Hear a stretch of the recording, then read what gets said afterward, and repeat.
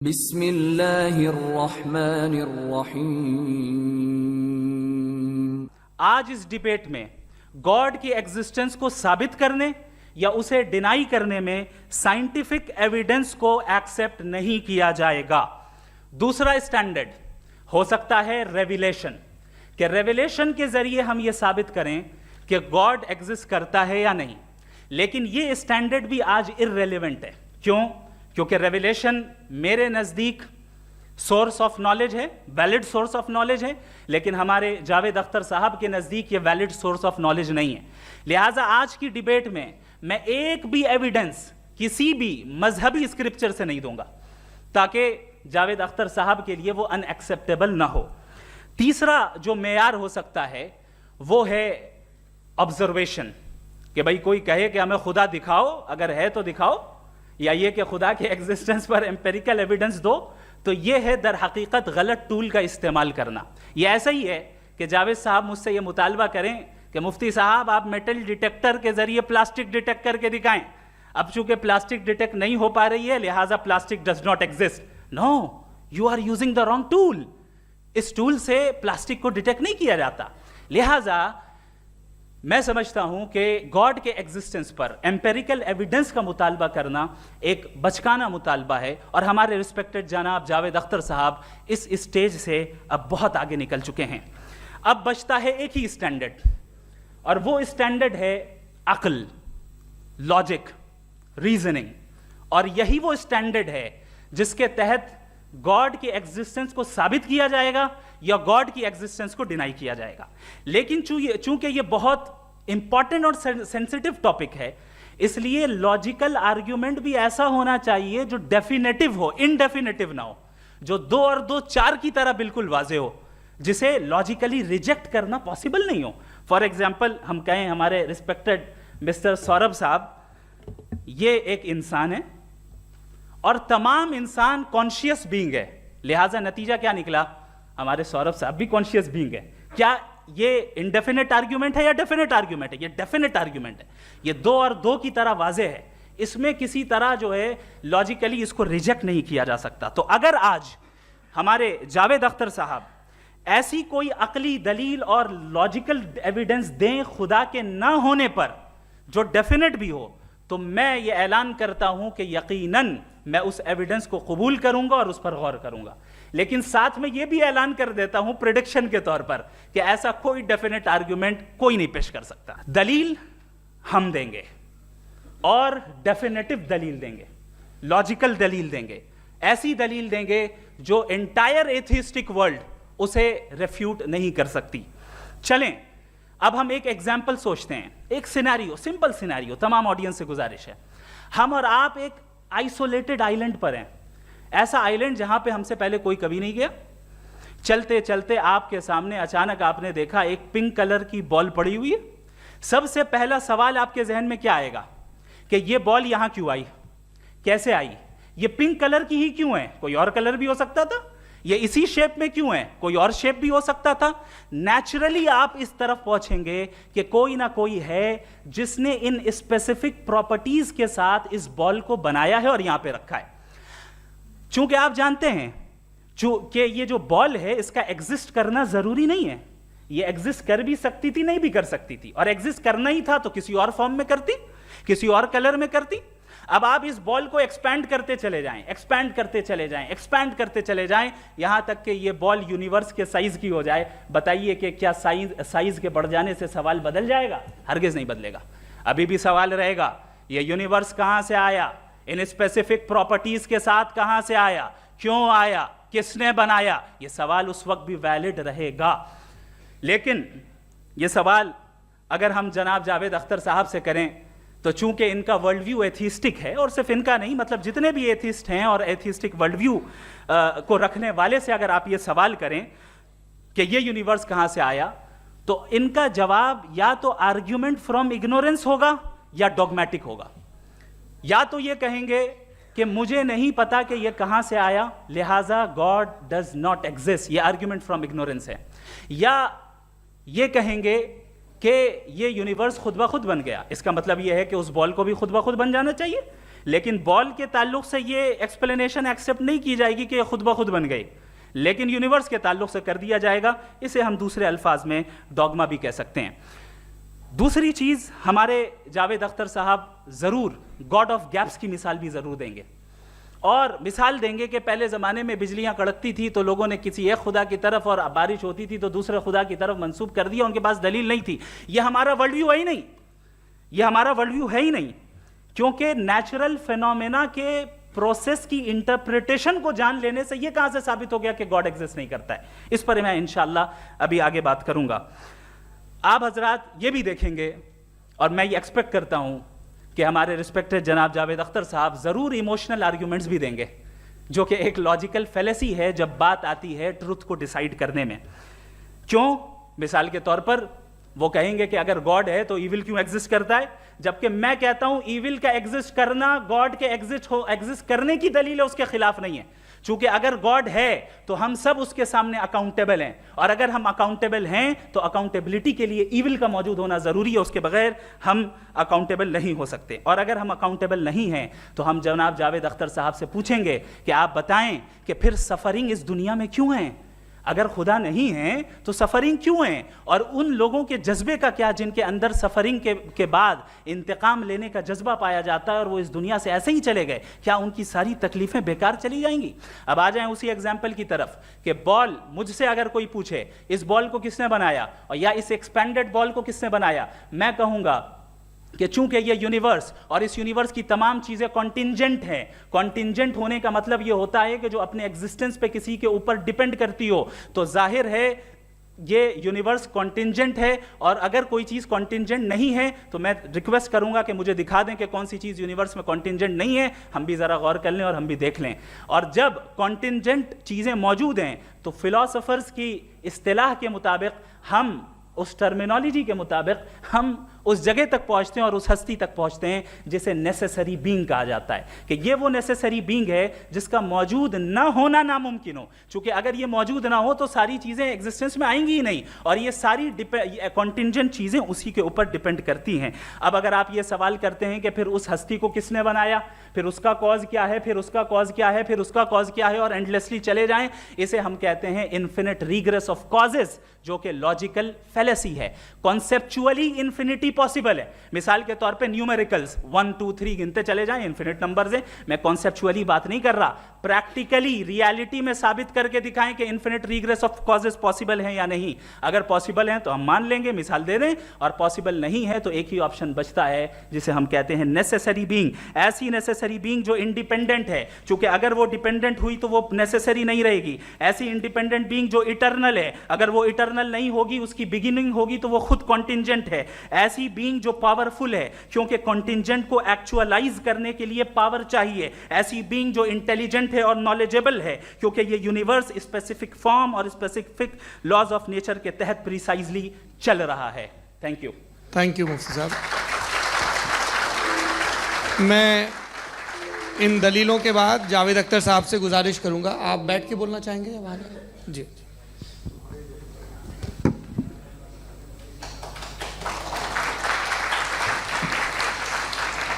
देखिए, ये खुदा का तस्वुर कोई नया तस्वुर नहीं है, ये सदियों से रहा है। ये कुछ रिलीजन 3000 साल पुराने होंगे, 4000 साल पुराने होंगे, लेकिन इंसान कोई 10,000 12,000 साल से एग्जिस्ट करता है होमो सेपियन की शक्ल में, और हमेशा कुछ ना कुछ मज़हब रहे। ये मज़हब जाहिलों के नहीं थे, ये मज़हब एक ऐसी ग्रीक सोसाइटी के थे जहाँ बड़े बड़े फिलोसफर्स पैदा हुए। ये मज़हब इजिप्शियंस के थे जिन्होंने पिरामिड्स बनाए थे। ये रोमन्स के थे कि जिनका आर्किटेक्चर और सेनेट यानी पहली बुनियाद डेमोक्रेसी की लिमिटेड थी, मगर डेमोक्रेसी थी, ये उन लोगों ने किए थे। तो इनका जो जुपिटर था, रा था, ज़्यूस था, उन्हें उस पर इतना ही एतमाद था जितना आज किसी मजहबी आदमी को अपने खुदा पे होगा। क्रिश्चियनिटी आने से पहले यूरोप में एक मज़हब था, जर्मेनिक रिलीजन। उसका एक खुदा था, उसकी एक बीवी थी, उसके 2 बेटे थे, एक बेटी थी। फिर जर्मनी में जब यूरोप में क्रिश्चियनिटी आई तो वो खुदा, उसकी बीवी और पूरे ख़ानदान चला गया। तो हमने, अगर हम हिस्ट्री देखें तो खुदा जो है वो ज़्यादातर फ़ानी है, वो हमेशा रहे नहीं। और वो जो लोग इन्हें मानते थे उनको आप कहें वो तो जाहिल थे, उन्हें तो कुछ पता ही नहीं था, ऐसा नहीं है।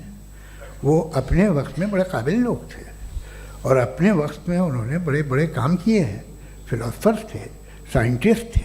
लेकिन उनका मज़हब कहाँ गया, उनके खुदा कहाँ गए? आज जो खुदा हैं दुनिया में लोग उन्हें मानते हैं। आपको क्या मालूम कि कितने बरसों के बाद क्या होने वाला है? हम यूरोप में देखते हैं तो चर्च खाली हैं। तो वक्त के साथ चीज़ें बदलती हैं। जहाँ तक इसका ताल्लुक़ है मज़हबों का, हर मज़हब आपसे एक चीज़ मांगता है, फेथ। ये फेथ क्या चीज़ होती है? What is the difference between faith and belief? ये तो बहुत ही अहमकाना बात होगी कि कोई आदमी कहे साहब अगर खुदा है तो मुझे दिखाइए। ये तो जाहिलाना बात हुई। मैंने तो नॉर्थ पोल नहीं देखा है, मगर मैं मानता हूँ कि नॉर्थ पोल है। मैं क्यों मानता हूँ? इसलिए कि अगर ये दुनिया राउंड है तो उसका कोई टॉप होगा। कुछ लोग हैं जो वहाँ गए भी हैं, कॉमन सेंस कहता है कि ऐसा होगा, सबूत है, गवाह है, रीज़न है। तो ये मेरा फेथ नहीं है। तो फेथ में और बिलीफ में डिफरेंस क्या है? जो मज़हब मांगता है आपसे, हर मज़हब फेथ मांगता है। फेथ का मतलब ये है कि ना कोई गवाह हो, ना कोई सबूत हो, ना कोई रैशनल हो, ना कोई लॉजिक हो, ना कोई प्रूफ हो, मगर तुम एक बात को मानो। ये है फेथ। वरना बिलीफ होता। अगर इसमें कुछ भी सबूत होते, गवाह होते, तो फिर इसे आप बिलीफ कहते। जैसे मेरा बिलीफ है कि नॉर्थ पोल है, मेरा फेथ थोड़ी है। फेथ इन तमाम शर्तों को रद्द करता है। तो फिर स्टुपिडिटी क्या है? अगर मैं एक बात ऐसी मानूं जिसकी ना कोई लॉजिक है, ना कोई रैशनल है, ना कोई प्रूफ है, ना कोई गवाह है, ना कोई सबूत है, और मैं उसे मानूं, तो ये स्टुपिडिटी हुई। इसे ही भाई कल को मैं यकीन कर लूं कि एलॉन मस्क जो है मेरा भाई है, तो मुझे इंतहाई खुशी होगी, सुकून भी बहुत मिलेगा मुझे। लेकिन और कहे भाई क्यों मानते हो, क्या सबूत है? भाई वो तो अमेरिकन है और तुम तो इंडियन हो, वो तो नस्ल अलग है, तुम्हें कभी मिले भी नहीं। साहब देखिए मेरा फेथ है, इस पर बात न किया। फेथ का मतलब ही यह है कि आप प्रूव नहीं कर सकते। अगर आप प्रूव कर सकते हो तो फेथ की ज़रूरत ही नहीं, फिर तो आप बात करेंगे, आप कितनी बहस कर लीजिए। अल्टीमेटली दुनिया का हर मज़हब फेथ पे टिका है, और फेथ का मतलब है एक ऐसा यकीन जिसका कोई सबूत, कोई गवाह, कोई रैशनल नहीं। अब आप ये कहें, क्या आप ये क्यों कह रहे हैं कि साहब ये कायनात किसने बनाई? कमाल ये है कि आपने बताया कि एक आइलैंड पे गए और एक बॉल देखी। आपने ये नहीं कहा कि आइलैंड किसने बनाया, आपको सिर्फ बॉल पे हैरत हुई।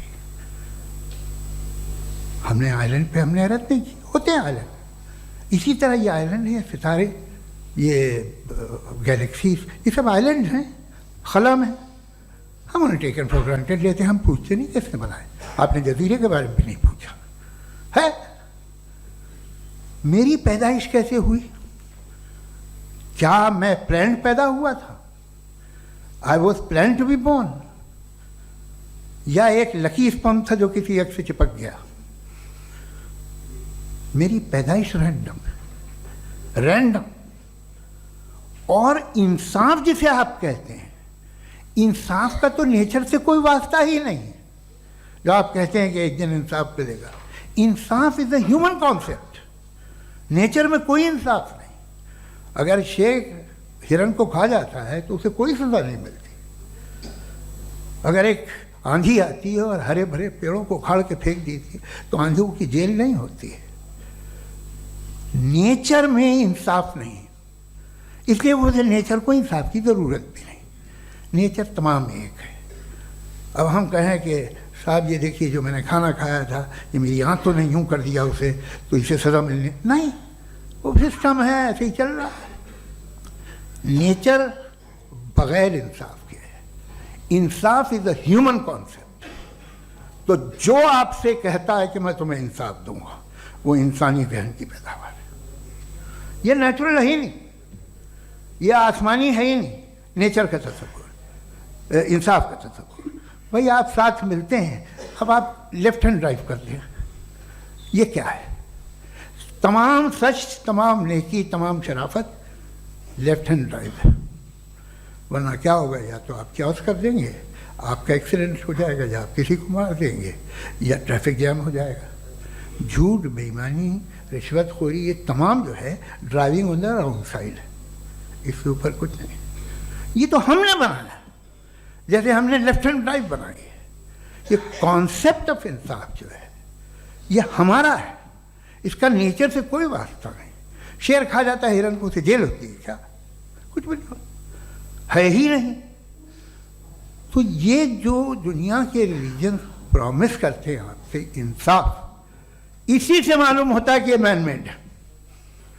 ये तसव्वुर कहीं और का है ही नहीं। जो नेचर है, कुछ लोग कहते हैं नेचर ही खुदा है, तो नेचर में तो इंसाफ नहीं कहीं। और आप वादा कर रहे हैं कि तुम्हें मरने के बाद इंसाफ मिलेगा।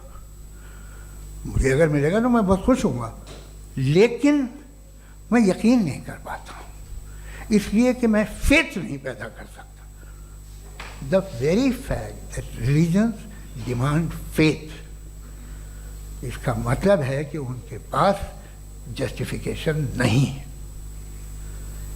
अच्छा साहब, फिर रिलीजन अगर मॉडरेशन में है, कोई सा भी रिलीजन, वो आप में कुछ खूबियाँ भी पैदा करता होगा। देखिए उससे ये फ़ायदा है, वो फ़ायदा है। अल्कोहल जो है वो ज़्यादातर दवाओं में यूज़ होती है, और एक सर्वे किया गया था अमेरिका में कि लॉन्जेटिविटी किन लोगों की है। तो एक तरफ वो लोग थे जो शराब पीते ही नहीं थे, और एक तरफ वो थे जो एक बोतल शराब रोज़ पीते थे। सबसे ज़्यादा लंबी उम्र उनकी है जो 2 पैक नाप के शराब पीते और खाना खाते हैं। मगर हम शराब को बुरा समझते हैं, मैं भी बुरा समझता हूँ। क्यों? ऐसा होता नहीं। कुछ चीज़ों में आदत होती है कि वो बढ़ती है। आज तक में एक आदमी दूध पीता है, आप 10 साल बाद भी मिलेंगे तो एक ही गिलास पीता होगा। ऐसा नहीं होता, सुबह से दूध पीता रहता है। मिल्कोहलिक मैंने नहीं देखे, अल्कोहलिक होते हैं। ये टेंडेंसी है मजहब की कि वो बढ़ता है, जैसे कैंसर बढ़ता है, जैसे शराब बढ़ती है। कुछ लोग होंगे जो उसे सही तरह से यूज़ करते हैं। मुझे यकीन है कि हमारे मुफ्ती साहब भी उनमें से एक, इनसे बहुत खुशी हुई मुझे इनसे मिलकर। लेकिन कितने लोग हैं कि आज आप देखते हैं दुनिया में जो तबाहियाँ हैं, इनमें कितना हाथ है उन लोगों का जो बिलीवर कहते था मजहब ये नहीं कहता, ना कहता होगा, मगर जब ये मजहब पीते हैं तो ऐसे बिहेव करते हैं। थोड़ा सा अगर हो तो शायद बहुत अच्छी बात, लेकिन शराब थोड़ी सी नहीं रहती, उसमें टेंडेंसी है पहले। थोड़ा सा अगर 2-3 कैंसर के सेल हो ना बॉडी में तो आदमी स्लिम रहेगा, लेकिन वो 2-3 सेल नहीं रहते, वो मल्टीप्लाई होते हैं। जावेद साहब, टाइम पूरा हो गया। टाइम हो गया तो बस बात खत्म हो गई। अच्छा, मुझे कुछ और कहने को था भी नहीं। जी, मैं पहले जवाबी दौर के लिए इनवाइट कर रहा हूँ मुफ्ती साहब को। Your rebuttal round 1, you have 7 minutes.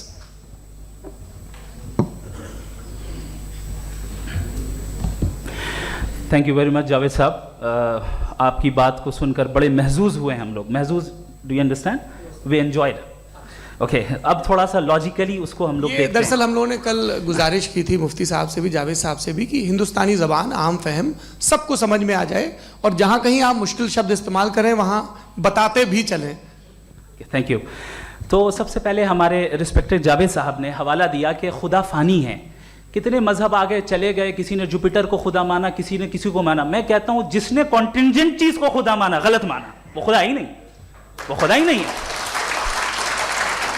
हम तो नेसेसरी बीइंग को साबित करने बैठे हैं, वो नेसेसरी कॉज जो इटरनल है, जो अबदी भी है और अजली भी है। हम किसी और को साबित करने नहीं बैठे। दूसरी चीज उन्होंने कहा कि फेथ एंड बिलीफ, ये एक ऐसी डेफिनेशन है फेथ की जो इन्होंने पहली मर्तबा पेश की है, या माफ कीजिएगा इन्होंने पहली मर्तबा पेश नहीं की है, रिचर्ड डॉकिंस ने पहली मर्तबा पेश की है। मुझे मालूम है ये सोर्स कहां से है।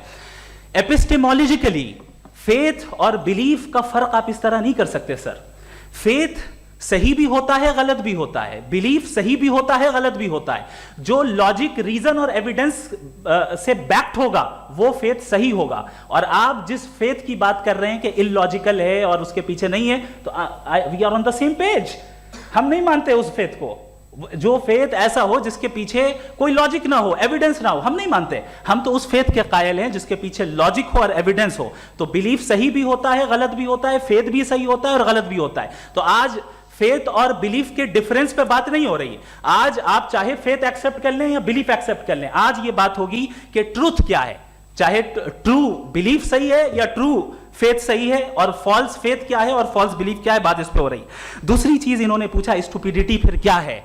अगर फेथ, रिलीजन स्टुपिडिटी नहीं है तो और क्या है। चूंकि फेथ का मुतालबा करते हैं तो स्टुपिडिटी क्या है। मैं कहता हूं स्टुपिडिटी एथिज्म है। उसकी वजह यह है कि आप एक सड़क पे जा रहे हो और आप किसी गार्डन में जाएं और देखें वहां लिखा है फूलों के साथ I love Javed Akhtar, and I really do, I love you sir. So जब आप वहां पर पहुंचे तो वहां पहुंचकर अब ये बताएं, क्या आप ये कहेंगे wow what a natural selection, ये क्या नेचुरल सिलेक्शन है? नहीं, ये प्रिसाइजली डिजाइंड है, इसके पीछे डिजाइनर है। लिहाजा अगर कोई एक ऐसी कॉमन सेंस की बात को कबूल नहीं कर रहा है कि यूनिवर्स जो इतने प्रिसाइजली काम कर रहा है, हम कह दें कि खुद ब खुद बन गई, मैं समझता हूं इससे बड़ी स्टुपिडिटी और कुछ नहीं है। ये इरैशनल चीज है। फिर हमारे सर ने कहा कि आपने बॉल पे फोकस किया, आइलैंड पे फोकस नहीं किया। अरे आइलैंड को किसने बनाया यही समझाने के लिए तो बॉल की मिसाल दे रहा हूं। और बॉल भी कॉन्टिंजेंट है, आइलैंड भी कॉन्टिंजेंट है, दोनों नेसेसरी बीइंग का मुतालबा करते हैं। आगे इन्होंने कहा कि नेचर में कोई इंसाफ नहीं है। हम डिसाइड करते हैं कि मोरालिटी क्या होती है, इंसाफ क्या होता है। हम डिसाइड करते हैं, जैसे ड्राइविंग सीट में ट्रैफिक वाला, ये तो किसी खुदा ने नहीं कहा, ये है, इसे कहते हैं फॉल्स इक्विवेलेंस। ये एक लॉजिकल फेलेसी है। आपने जो है मिसाल दी ड्राइविंग की और ट्रैफिक की, ये सब्जेक्टिव मोरालिटी है। आप सब्जेक्टिव मोरालिटी को मिसाल बनाकर ऑब्जेक्टिव मोरालिटी के ऊपर नहीं थोप सकते। इंसाफ की ऑब्जेक्टिव मोरालिटी। अगर आप ये कहते हैं कि नेचर में इंसाफ नहीं है, तो इंसाफ का न होना ये नेचुरल हुआ, तो फिर नेचर को नेचर रहने दे, क्यों हम इतना स्ट्राइव कर रहे हैं दुनिया में इंसाफ लाने के लिए? ये तो इलॉजिकल बात है, इरैशनल बात है।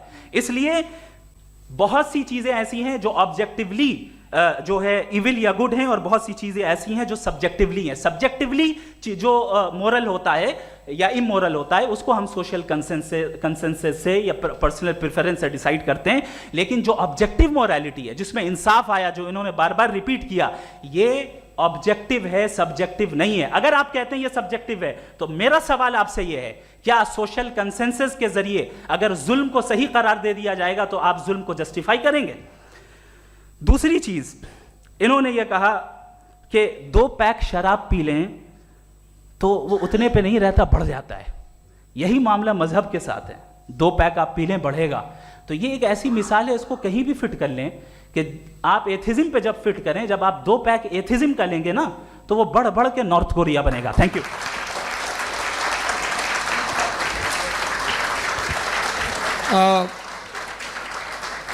फर्स्ट राउंड की रिबटल के लिए मैं जावेद साहब को इनवाइट कर रहा हूं। आपके पास 7 मिनट का वक्त है, रीसेट कर दीजिएगा प्लीज। मुझे इस बात की खुशी है कि मुफ्ती साहब ने भी मान लिया कि नेचर में कोई इंसाफ नहीं है। तो कोई भी चीज़ जो इंसान ने नहीं बनाई है उसमें इंसाफ नहीं होता है। एक बात मैं आपसे अर्ज़ करूँ, ज़रा पता लगा लीजिएगा, ये जो आप बाग में जाते हैं बेहद खूबसूरत फूल देखते हैं ना, इनमें से कोई नेचुरल नहीं है। ये सारे फूल क्रॉस करके बनाए गए हैं। जो जंगल में फूल होते हैं निहायत मामूली होते हैं। ये फूल इंसानों ने बनाए हैं। जो आप बाग में देख के वाह वाह कहते हैं, ये इंसानों के बनाए हुए हैं। डिफरेंट फूलों को क्रॉस करके, डेवलप करके, फिर क्रॉस करके इस तरह से बनाए गए। नेचुरल फ्लावर नहीं। किसी जंगल वीरान में जाके आप गुलाब के फूल नहीं देखेंगे। ये सब बनाए हुए इंसान ने, बहुत से काम इंसान ने किए हैं। बाकी है कि आपने मेरी एक बात का जवाब नहीं दिया, जिससे मुझे शिकायत है कि फेथ क्या है और आप फेथ मांगते क्यों हैं मुझसे? आप तो लॉजिकल हैं, आपके पास तो सारे रैशनल्स हैं, आपके पास सारे सबूत हैं, तो आपको फेथ की डिमांड क्यों करते हैं कि भाई तुम सरेंडर कर दो और सवाल मत करो?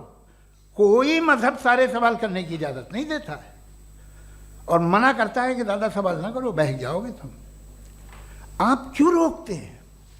हकीकत यह है कि इंसानी तारीख क्या है। इंसानी तारीख ये है कि दुनिया में दो तरह के लोग हुए हैं। एक वो जिन्होंने अपनी लाइल्मी की परस्तिश की है, दूसरे वो जिन्होंने अपनी इग्नोरेंस या लाइल्मी से झगड़ा किया है और मालूम किया है कि क्या है। ये जो आप कह रहे हैं, आज आप हैरान हैं कि भाई ये यूनिवर्स कैसे बनी। लोग हैरान थे कि सूरज डूबता है तो इधर से कैसे निकलता है। और आप एक कदम जाके हमेशा का मानने को तैयार है, एक कदम पीछे ही मान जाइए। भाई आप इसके बाद जाते हो, कहते सवाल ना करना कि ये कहाँ से आया, ये पावर तो हमेशा से हमेशा रहेगी। तो आप यूनिवर्स के बारे में मानने में क्या तकलीफ है? एक कदम पहले रुक जाइए, ये हमेशा से थी या नहीं थी हमें मालूम नहीं है। और ये कहना कि हमें मालूम नहीं है, कमाल ये है कि दुनिया के सारे मजहब सब जानते हैं ये दुनिया कैसे बनी थी, कैसे मिटेगी, मरने के बाद क्या होगा, इनको सब इल्म है। इनको किसी को डायनासोर होते थे पहले ये नहीं पता था, किसी को नहीं पता। किसी भी दुनिया की मजहबी किताब में डायनासोर का जिक्र नहीं है। लेकिन बाकी सब बातें, how to make universe in 4 easy lessons and बाकी सब पता है। जिसको सब पता है वो गड़बड़ है।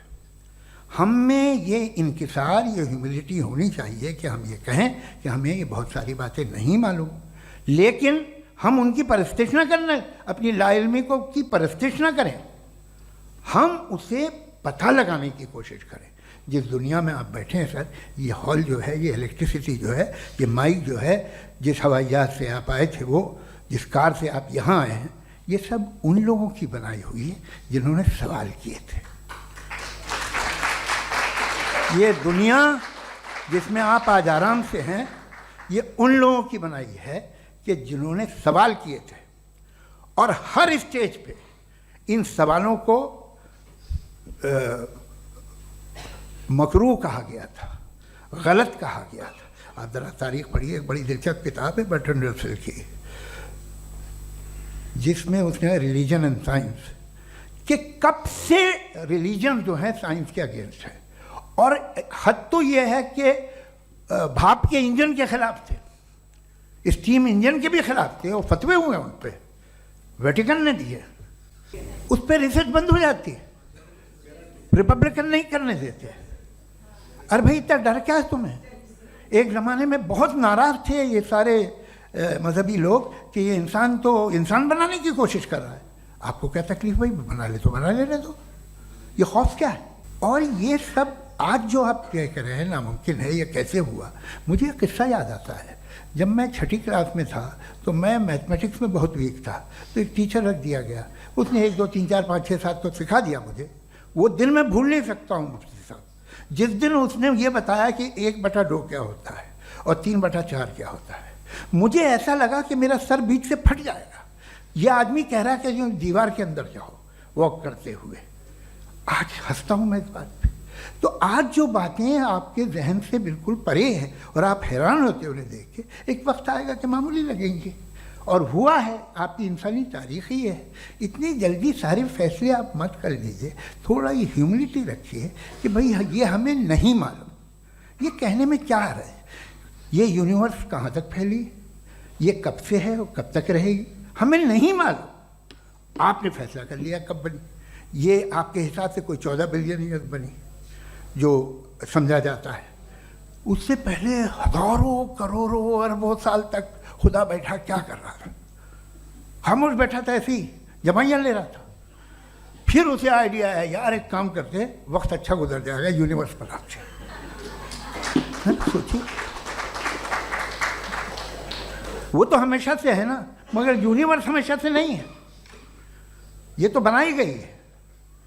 और उससे पहले क्या था, इनका क्या काम था?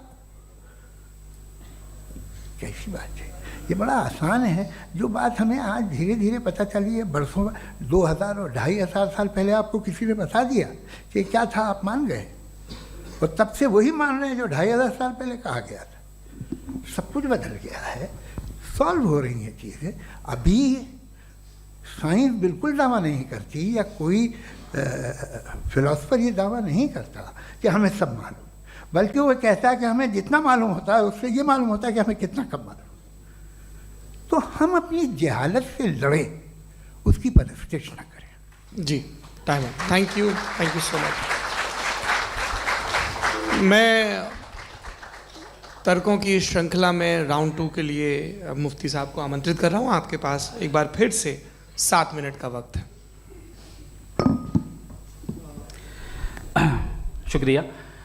जनाब जावेद अख्तर साहब कई मर्तबा दोहरा रहे हैं कि फेथ का मतलब बताइए, फेथ का मतलब बताइए। मैंने बता दिया, फेथ सही भी होता है, गलत भी होता है। और आज हम फेथ पे बात नहीं कर रहे, हम ट्रुथ और डज गॉड एग्जिस्ट पे बात कर रहे हैं। क्या डज गॉड एग्जिस्ट, ये ट्रुथ यानी गॉड है या नहीं है, इसमें से दोनों ट्रुथ क्या है। अब आप उसे फेथ कह लें, बिलीफ कह लें, नॉट माई बिजनेस। उसके बाद आपने कहा कि भाई सवाल करने से मजहब रोकता है। मैं कहता हूं जो रोकता है वो रोकता होगा, मैं नहीं रोकता, बल्कि सवाल करें, सवाल करना चाहिए। सवाल कर करके तो हम आगे बढ़ते हैं, तरक्की करते हैं, और इसीलिए मैं आज यहां पे आया हूं। लेकिन सवाल सिर्फ खुदा से नहीं होगा, आपसे भी होगा। सवाल एथिज्म से भी होगा, सवाल सिर्फ मजहब से नहीं होगा, सबसे होगा। और आज मैं सवाल करूंगा और उम्मीद है कि आप जवाब देंगे। अभी तक आपने वैसे कॉन्टिंजेंसी आर्गुमेंट का कोई जवाब नहीं दिया है। चलें, आपने कहा यूनिवर्स के बारे में इटर्नल क्यों नहीं बोल देते। ये चूंकि लॉजिकली पॉसिबल ही नहीं है कि यूनिवर्स इटर्नल हो। यूनिवर्स एक कॉन्टिंजेंट चीज है जो टाइम एंड स्पेस के पाबंद है, टाइम एंड स्पेस से बाउंड है। जो टाइम एंड स्पेस से बाउंड होगा वो कॉन्टिंजेंट होगा, जो कॉन्टिंजेंट होगा वो उसकी बिगिनिंग हुई होगी, जिसकी बिगिनिंग हुई होगी वो इटर्नल नहीं हो सकता। ये तो कॉमन सी बात है। आपने कहा कि किसी मजहबी किताब में डायनासोर का जिक्र नहीं है। अफसोस कि आज तक किसी मैथमेटिक्स के किताब में मुझे डायनासोर का जिक्र नहीं मिला। तो इसका मतलब मैथमेटिक्स की किताब बेकार है? नहीं, उसका वो टॉपिक नहीं है। रेवलेशन का और मजहबी किताबों का टॉपिक ये नहीं है कि आपको आके बताए साइकिल कैसे बनाते हैं, या आकर ये बताएं कि जो है डायनासोर कब था। वो तो मोरालिटी सिखाने आया है, गॉड के बारे में बताने आया, नॉन फिजिकल रियलिटी की हकीकत को सिखाने के लिए आया। रिलीजियन साइंस को रोकता है? नहीं रोकता। अगर रोकता है तो गलत करता है। रिलीजियन साइंटिज्म को रोकता है, जिसमें हमारे जावेद साहब मुब्तला हैं। साइंस और साइंटिज्म में फर्क है। साइंटिज्म यह है कि आप समझें कि साइंस और साइंटिफिक मेथोडोलॉजी ये नॉलेज को हासिल करने का वाहिद सोर्स ऑफ नॉलेज है। यह है साइंटिज्म। हम इसे रिजेक्ट करते हैं। हम साइंस को तो तरक्की करते हैं। भाई आप हमारी पूरी तारीख कर लें, पढ़ लें तो आपको पता चल जाएगा। बहरहाल ये अलग टॉपिक है। उसके बाद इन्होंने एक लफ्ज़ कहा, वेटिकन ने फतवा दिया। वेटिकन का फतवे से कोई ताल्लुक नहीं है, दोनों कॉन्ट्राडिक्टरी अल्फाज हैं। उसके बाद उन्होंने कहा कि भाई हमें नहीं मालूम। अगर नहीं मालूम तो क्लियरली कह देना कि नहीं मालूम है, इसमें क्या हरज है। तो वही तो मैं कह रहा हूं ना कि आप कह दें कि नहीं मालूम, लेकिन क्लेम क्यों कर रहे हैं कि गॉड एग्जिस्ट नहीं कर रहा है। आप कह दें नहीं मालूम है, हो सकता है हो सकता ना हो, लेकिन आप क्लेम कर रहे हैं। The moment you say God does not exist, this is a claim, and now the burden of proof is upon you too, जैसे हमारे ऊपर है। और क्यों है मैं बताता हूं, क्यों है ये भी मैं बताता हूं। फिलोसॉफिकली जो क्लेम होता है ना, सिर्फ ये नहीं होता कि इंसान कहे पॉजिटिव क्लेम करे और नेगेटिव क्लेम करे तो बर्डन ऑफ प्रूफ नहीं है। आप मिसाल के तौर पे मैं कहूं कि फुला उस कमरे में कोई नहीं है, मैंने एक नॉलेज का क्लेम किया है। उस कमरे में कोई नहीं है, मैंने एक नॉलेज का क्लेम किया। या तो मैं कहूं मुझे नहीं पता, हो भी सकता है नहीं भी हो सकता है, this is not a claim. लेकिन जब मैं कह रहा हूं कि वहां कोई नहीं है, या मैं कह रहा हूं वहां कोई है, दोनों क्लेम है और दोनों के ऊपर बर्डन ऑफ प्रूफ है। हमारे ऊपर भी बर्डन ऑफ प्रूफ है। मैंने कंटिंजेंसी आर्ग्यूमेंट दिया, इसे तोड़कर दिखाइए। आखिरी चीज, इन्होंने कहा कि खुदा दुनिया बनाने से पहले 150 साल पहले या करोड़ों साल पहले क्या कर रहा था। अरे हजरत, चलें, बहरहाल मैं जवाब दे देता हूं। आप हमारे रिस्पेक्टेड पर्सनैलिटी हैं, अगर आप नहीं होते तो मैं इसे एंटरटेन ही नहीं करता। टाइम, ये 100 साल पहले या 100 साल बाद, पहले बाद में अभी, ये वो अल्फाज हैं जिनका ताल्लुक टाइम से है। टाइम शुरू ही हुआ है यूनिवर्स की बिगिनिंग के बाद, तो उसके पहले खुदा क्या कर रहा था, सवाल इलॉजिकल है, ये फेलेसी है। यानी आप ये कह रहे हैं कि यूनिवर्स के बनने से पहले खुदा क्या कर रहा था। टाइम के बनने से पहले, पहले का ताल्लुक टाइम से, टाइम उस वक्त था ही नहीं, तो ये सवाल ही इनवैलिड है खुदा के ताल्लुक से। दूसरी चीज, आर्ग्यूमेंट ऑफ कंटिंजेंसी जो मैंने आपके सामने पेश की है, आपने बार बार ये प्रूफ किया और ये कह रहे हैं कि गॉड ऑफ गैप्स। देखिए, पहले नहीं मालूम था, साइंस ने कर दिया। सिंपल की मिसाल से मैं समझा देता हूं। जिस गैप्स की आप बात कर रहे हैं ना, साइंस उन गैप्स को जिन चीज के जरिए भी प्रूव करेगा वो कॉन्टिंजेंट ही होगा, अब चाहे वो फोर्स हो, मैटर हो या एनर्जी हो। लिहाजा सवाल हमारा उस वक्त भी वैलिड होगा जब तक कि आप नेसेसरी बीइंग पे ना आ जाएं, और इन्फिनिट रिगरेस पॉसिबल नहीं है of causes in practical world, तो जाहिर है कहीं रुकना पड़ेगा, जहां रुकेंगे वही खुदा है। दूसरी चीज, आपने ये कहा, क्या कह रहा था मैं, किस पॉइंट को? No, after that, just now, हाँ, जहां रुकेंगे वही खुदा है। बहरहाल, तो टाइम का जिक्र हो गया, गॉड ऑफ गैप, सॉरी, या इसकी एक मिसाल आप ले लें। एक कार है, एक साहब ने देखा कि भाई कार जो है उसके व्हील्स कितने अच्छे लगे हुए हैं सही जगह पे, स्टीयरिंग जो है कितने अच्छे जगह पे लगी हुई है, और सीट्स कितने वेल डिजाइंड है, कितनी प्रिसाइजली ये कार काम कर रही है, तो जरूर कोई ना कोई इसे क्रिएट किया है, किसी ने क्रिएट किया है। अब जावेद साहब आए और कहे, अरे जनाब बोनेट खोलिए, इसमें इंजन है, इंजन इस कार को चला रहा है, hence prove no one has created the car. This is illogical, this is irrational. आपने इंजन के जरिए उस गैप को तो साबित किया, लेकिन क्या उससे कार की जो क्रिएशन है और उसका जो क्रिएटर है ये इम्पॉसिबल हो जाए? ऐसा पॉसिबल है? उसका सवाल खत्म हो जाए, ऐसा पॉसिबल है? नहीं। आपने गैप्स को फिल करके, कॉन्टिंजेंट चीजों से गैप्स को फिल करके हमारे ऑब्जर्वेशन को और ब्रॉड कर दिया। अब हमें और पता चल गया कि ये जो कार है इसका सिस्टम कितना ज्यादा कॉम्प्लेक्स है। पहले कम समझते थे, अब कॉम्प्लेक्सिटी और ज्यादा वाजे हो गई। अब हमें समझ में आ रहा है कि हमारी सर्टेनिटी और बढ़ गई कि जरूर इस कार को किसी ना किसी ने बनाया। यही मामला यूनिवर्स का है। साइंस हमेशा फिजिकल वर्ल्ड की चीजों को ही फिल करती जाएगी और फिजिकल चीजों से ही करती जाएगी, चूंकि एम्पेरिकल एविडेंस का ताल्लुक फिजिकल वर्ल्ड से है। आप साइंस के जरिए मेटाफिजिकल रियलिटी को कभी साबित नहीं कर सकते। ये रॉन्ग टूल का इस्तेमाल करना है। ये वही काम है कि आप मेटल डिटेक्टर से प्लास्टिक डिटेक्टर करने चलें, जो कि जाहिर है सही नहीं है। Thank you.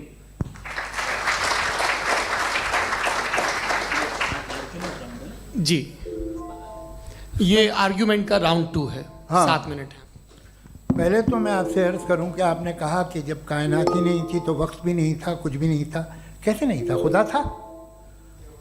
एक एग्जिस्टेंस तो था ना खुदा का। तो जब खुदा था तो वक्त भी होगा। ऐसा नहीं है कि कुछ भी नहीं था, खुदा था। अच्छा, बाकी ये कि आपने कहा साहब आप साबित कीजिए, आपके पास भी लॉजिक है, मेरे पास भी लॉजिक है। आप मेरा जिम्मेदारी नहीं है साबित करना कि खुदा है। बर्टन रसल ने बड़ी अच्छी बात कही। बर्टन रसल ने बड़ी अच्छी बात कही। मैं आपसे अगर ये दावा करूं कि एक चाय की केतली मरीख के चारों तरफ घूम रही है, मार्स के चारों तरफ, तो यह आपका काम नहीं है कि आप साबित करें कि कोई चाय की केतली नहीं है। ये मेरा काम है, मैंने दावा किया है। ये दावा तो मजहबी लोग करते हैं कि खुदा है। मैं क्यों साबित करूं कि नहीं है? जब तक आप मुझे कन्विंस नहीं कर देंगे मैं नहीं मानूंगा। आपकी जिम्मेदारी है, मेरी जिम्मेदारी नहीं है। दोयम ये कि ये जो आप कह रहे हैं, जो गैप्स हैं, ये गैप जब जब किसी मजहब को चैलेंज करते हैं, जब ऐसा कोई बात आती है तो हंगामा हो जाता है कि जब वो चैलेंज करें किसी फेथ को। ये तमाम साइंस जो है इसे मुख्तलिफ जगहों पे मुख्तलिफ वक्तों में मजहब ने रोकने की कोशिश की है। ये किताब है religion and science, Burton Russell की, पढ़िएगा, अच्छी लगेगी आपको। तारीख़ ही है साइंस, मजहब की साइंस से उसका यही रिश्ता है। अच्छा, अब ये हम सोचें कि बहरहाल ये वजूद जो है मजहब और ये बिलीव इन गॉड इंसान को बेहतर बना देता है। तो एक काम कीजिए, हिंदुस्तान वर्ल्ड का नक्शा लीजिए और मार्क कीजिए कि रिलीजन कहाँ कहाँ ज़्यादा है, कहाँ कहाँ, चाहे वो लैटिन अमेरिका हो या मिडल ईस्ट हो या फार ईस्ट हो या हिंदुस्तान के वो इलाके जहाँ मजहबियत ज़्यादा है। रख दीजिए नक्शा अलग। अब दूसरा नक्शा कि कहाँ कहाँ नाइंसाफ़ी, रिप्रेशन, औरतों के हुकूक की पामाली, जुल्म, डिक्टेटरशिप कहाँ है, नक्शा एक ही होगा। तो आप मुझे बताएं कि जो इसका तरकीब इस्तेमाल क्या है? खुदा का तरकीब इस्तेमाल तो बताइए। आप छोटी सी दवा सड़क पे बेचते हैं, उसकी भी तरकीब इस्तेमाल बताते हैं। इसके इस्तेमाल से तो फायदे नहीं हुआ किसी को। जो सारे के सारे खराब मुल्क हैं, खराब समाज है, वो सारे जुल्म खुदा के नाम पे करते हैं। वो गलत करते हैं, सही करते हैं, मुझे क्या लेना देना उससे। इस्तेमाल से मालूम होता ना। एक विस्की की बोतल कभी शायद देखी हो आपने, लाल रंग की होती है, उस पर रोशनी और छपड़ा इंतहाई खूबसूरत लगती है, क्या बिगाड़ रही है किसी का? उसका इस्तेमाल गलत है, इसलिए आप उसे नापसंद करते हैं। इसका इस्तेमाल गलत है, इस तसव्वुर का इस्तेमाल ही गलत है और हमेशा से गलत हुआ है। आप देख लीजिए, इंसानी तारीख देख लीजिए, आज देख लीजिए, हिंदुस्तान देखिए, दुनिया देख लीजिए, क्या हो रहा है। इसे कैसे इस्तेमाल कर रहे हैं? फेथ वाले लोग क्या फेयर हैं, जस्ट हैं, जो अपने खुदाओं पे यकीन रखते हैं, वो किस तरह के लोग हैं? वो लोगों को इंसाफ देते हैं, वो बेहतर इंसान बने। तो इस दवा का फ़ायदा क्या है? चलो बहुत फ़ायदा हो रहा तो मैं इस्तेमाल कर लूँगा, मुझे तो इस दवा का कोई फ़ायदा दिखता ही नहीं। मुझे तो ऐसा लगता, मैं एक और बात बताऊँ, अगर कोई आदमी मजहबी है और अच्छा आदमी है तो मैं उसकी बहुत इज्जत करता हूँ, इसलिए कि मेरा ख्याल है मजहबी आदमी का अच्छा होना मुझसे अच्छा होने से ज़्यादा मुश्किल है। भाई हर चीज़ की एक लिमिट है। आप इतना भाग सकते हैं, इतना नहीं भाग सकते, इतना वज़न उठा सकते, इतना नहीं उठा सकते, इतना दूर देख सकते हैं, इतना दूर नहीं देख सकते। उसी तरह कॉमन सेंस कहता है कि आप में नेकी का भी एक कोटा होगा।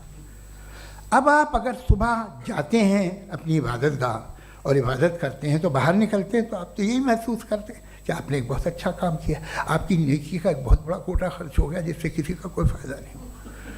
मैं तो नहीं जाता हूँ तो मुझे तो किसी को खाना खिलाना पड़ेगा, किसी बेवा की मदद करनी पड़ेगी। मैं अपना कोटा कैसे कंज्यूम करूँ?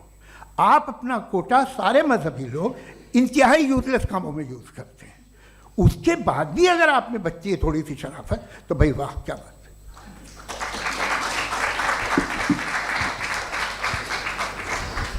एक तो मुझे ये बात बहुत अच्छी लग रही है कि दोनों ही विद्वान समय को मानते हैं और बहुत समय से अपनी दलीलें और बाज़ दफ़ा समय से पहले अपनी तकरीरें पूरी करके अपनी अपनी कुर्सी पर बैठ रहे हैं।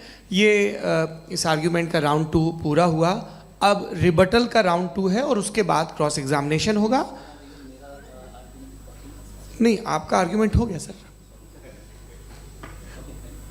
हमारे यहाँ स्कूल के सिलेबस में पंच परमेश्वर कहानी पढ़ाई जाती है, प्रेमचंद जी की लिखी हुई। आप निश्चिंत रहिए, आपके कोई राउंड में मिस नहीं होने दूंगा। रिबटल का राउंड 2, मुफ्ती शमाइल नदवी साहब।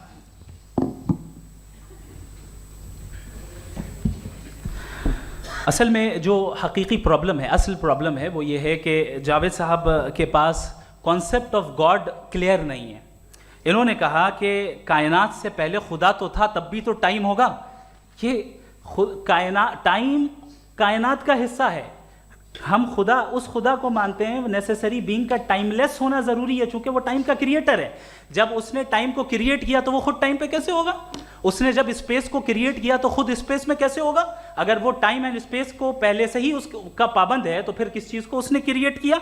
लिहाजा ये सवाल गलत है कि खुदा था तो टाइम होगा। बिल्कुल नहीं, टाइम के पाबंद हम है, खुदा नहीं है। हम फिजिकल वर्ल्ड से ताल्लुक़ रखते हैं, वो मेटाफिजिकल रियलिटी है। दूसरी चीज़ इन्होंने मिसाल दी कि चाय की केतली हवा में घूम रही होगी, और पता नहीं शायद वो बर्टन रसल का उन्होंने हवाला दिया। बहरहाल यही प्रॉब्लम है। प्रॉब्लम यही है कि हम चीज़ों के दरमियान डिफ्रेंशिएट नहीं कर पाते हैं। ये जो आपने मिसाल दी ये इमेजिनेशन है, और मैं जो साबित कर रहा हूँ वो लॉजिकल नेसेसिटी है। आप इमेजिन करने आए तो कुछ भी करें, जुपिटर में पिंक एलिफेंट होगा, यूनिकॉर्न होगा, करें, उससे कायनात पे क्या फर्क पड़ता है? उससे आप लॉजिकल नेसेसिटी साबित नहीं कर सकते। मैं तो उस प्राइम कॉज की बात कर रहा हूं, उस नेसेसरी बीइंग की बात कर रहा हूं जिसके बगैर इस कायनात का एग्जिस्टेंस मुमकिन नहीं है। दूसरी चीज, मजहब को साइंस चैलेंज करती है वगैरह वगैरह, ये हमारा टॉपिक ही नहीं है। मैं इस पर बात करूंगा तो फिर मेरा वक्त चला जाएगा। मजहब के ऊपर चूंकि हमारी डिस्कशन नहीं है, साइंस को मजहब और बिलखुसूस मैं और हमारा वर्ल्ड व्यू कम अज़ कम साइंस को पीछे नहीं करता है, साइंटिज्म की मजम्मत करता है। इसकी वजाहत मैंने पहले कर दी। दूसरी चीज़ इन्होंने कहा वर्ल्ड का नक्शा लीजिए, वर्ल्ड मैप लीजिए, 2 अलग अलग जगह की। हज़रत मैंने ये होमवर्क किया था और मैंने मिडिल ईस्ट का एक नक्शा लिया और यूरोप का एक नक्शा लिया। ये मजहबी इलाका और ये लिबरल और एथीस्ट इलाका। मुझे पता चला कि सबसे ज़्यादा रेप केसेस जो हैं वहाँ पर है।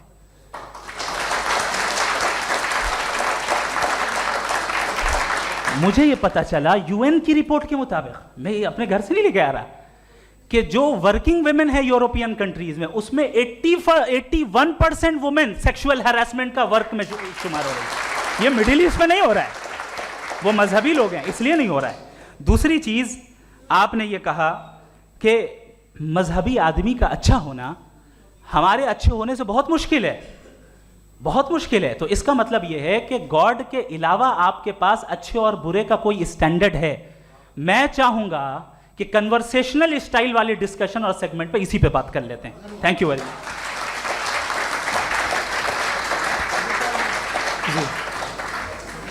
ये रिबटल का राउंड 2 है, आपके पास 5 मिनट का वक्त है और इसके बाद क्रॉस एग्जामिनेशन शुरू करेंगे। आप चाहें तो जो इन्होंने सवाल पूछे उनके जवाब आप रिबटल में भी दे सकते हैं। जी जी, देखिए पहले तो ये बात कि ये मिसाल गलत नहीं है, गलत है। इन्होंने पहले ही हमको डिसार्म कर दिया, कह लिया अकल से मामला सॉल्व नहीं हो सकता, लॉजिक से आप पहुंच नहीं सकते। ये एक मेटाफिजिकल चीज़ है। मेटाफिजिकल अजीब सा लफ्ज़ है, ठीक से किसी को माने नहीं मालूम इसके, तो ऐसा लगता है कुछ बड़ी चीज़ है। अरे भाई क्या होता है मेटाफिजिकल, बताओ, खड़ी हो। ये एक लफ्ज़ है जो कहीं भी इस्तेमाल हो जाता है। जब आप एक बात कर रहे हैं और आप मुझसे बहस कर रहे हैं तो मुझे मेटाफिजिकल मत बताइए, आप लॉजिकली मुझे प्रूफ किए। और अगर लॉजिकली आप नहीं बात करते साहब ये मेटाफिजिकल है, तो फिर हम आप बात क्या कर रहे हैं? मेरा आपका किस ज़बान में कॉन्वर्सेशन होगा? और ये कहना कि वक्त पहले नहीं था, तो फिर क्यों कहते हैं ये हमेशा से और हमेशा रहेगा? हमेशा वक्त है, तो आप कैसे कहते हैं वो हमेशा से है और हमेशा रहेगा? हमेशा का मतलब है कोई वक्त, अगर वक्त ही नहीं है तो हमेशा कैसे? बाहर वो रहेगा। अब मैं ये देखता हूँ, आपने कहा ना कि वहाँ रेप ज़्यादा होते हैं, तो हम एक बात देखते हैं कि ये दुनिया जिस पे वो कादर मुतलक है, जिसकी मर्ज़ी के बगैर पत्ता भी नहीं हिलता, ओमनीपोटेंट है, ये दुनिया चल कैसे रही है? और इस दुनिया का हाल क्या है? 45,000 बच्चे जो 10 साल की उम्र से कम थे वो गाजा में मरे। भूख से काला हांडी में बच्चे मरते हैं और डिप्थेरिया से मरते हैं। डिप्थेरिया अजीब मर्ज है, गले में जाली बनना शुरू होती है, बच्चा नीला हो जाता है, गरीब का बच्चा, इसलिए कि उपास इलाज नहीं। ये कादर मुतलक है, जो चाहे कर दे। इससे आप दुआएं मांगते हैं हमारी ये काम कर दे वो कर दे, तो इसका मतलब डे टू डे लाइफ में वो इंटरफेयर करता है और ये देख रहा है वो। अगर वो वाकई भी है फॉर डिस्कशन सेक, तो मैं जब दुनिया देखता हूँ तो मेरे दिल में उसके लिए कोई इज्जत नहीं पैदा होती। ये क्या कर रहे हो तुम पूरे ऑल पावरफुल हो, ओमनीपोटेंट हो, ओमनी प्रेजेंट हो। तुम तो वहाँ गाजा में रहे होगे ना, तुम हर जगह हो। तुम देख रहे थे कि बच्चे की कैसे धज्जियाँ उड़ रही, तुम देख रहे थे और तुम चाहते हो मैं तुम्हारी परस्तिश करूँगा, तुम हो भी। अरे यार, इससे अच्छे तो हमारे चीफ प्राइम मिनिस्टर हैं, कुछ तो ख्याल करते हैं। कमाल है, आप किसकी इबादत कर रहे हैं? अगर वो है भी, ये दुनिया नाइंसाफी से, जुल्म से, जबर से, तशद्दुद से भरी हुई। और आप ये मत कहिएगा कि वो देख रहा है और वो बताएगा एक दिन। अगर वो देख रहा है और इंटरफेयर नहीं करता तो आप दुआ क्यों मांगते?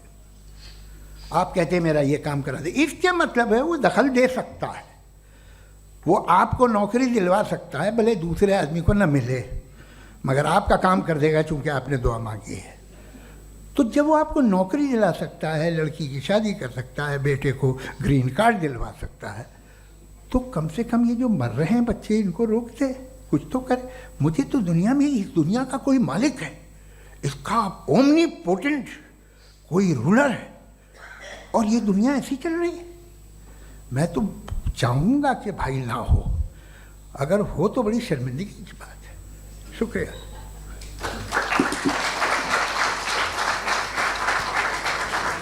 देवियों और सज्जनों, इस बहस के 2 राउंड और 2 रिबटल पूरे हो चुके हैं। अब सबसे ज़रूरी और सबसे मुश्किल राउंड शुरू हो रहा है, क्रॉस एग्जामिनेशन का। अब इन विद्वानों की सज्जनता की एक परख भी होगी और वक्त हमने 16 मिनट का तय किया है। पहला सवाल आप पूछना चाहेंगे? जी बिल्कुल। जी मुफ्ती साहब, पहला सवाल आपका, 16 मिनट हैं, हम दोनों लोगों के सवाल लेंगे। जी जी बहुत शुक्रिया। आपकी जो अभी बात हुई बहुत अहम थी, मैं इसको चाहूँगा कि आगे डिस्कस करूँ, लेकिन चूँकि अभी ये वो सेगमेंट है क्रॉस एग्जामिनेशन, तो सबसे पहला सवाल आपसे ये है कि जो मैं इतनी देर से कॉन्टिंजेंसी आर्ग्यूमेंट आपको बता रहा था, ये अकल से ही बता रहा था हजरत, आप ये बताएं कि आप इन्फिनिट रिग्रेस ऑफ कॉजेस को पॉसिबल मानते हैं या नेसेसरी बीइंग के एग्जिस्टेंस को सही समझते हैं, चूंकि दो ही ऑप्शन हो सकता है, आप ये बताएं।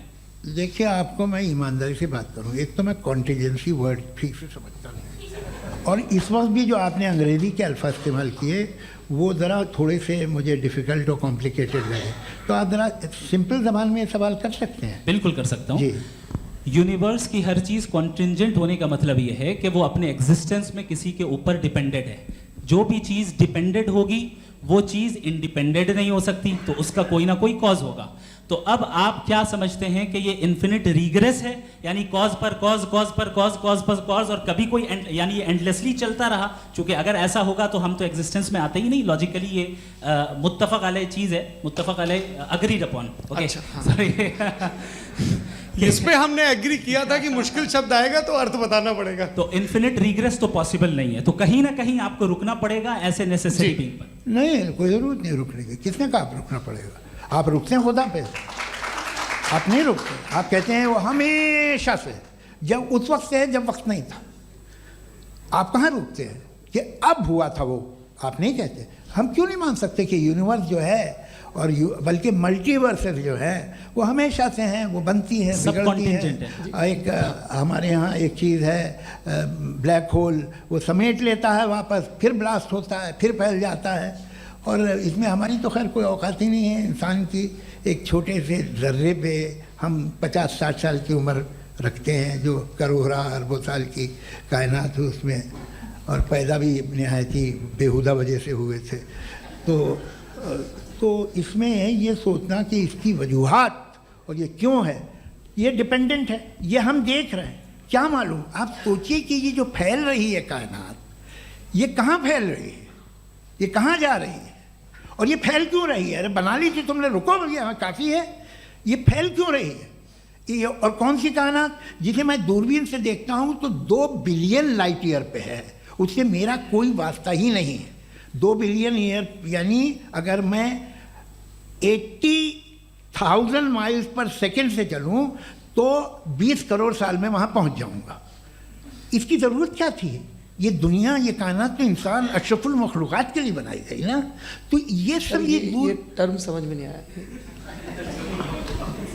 इसमें कोई ख़ास समझने वाली बात थी भी नहीं।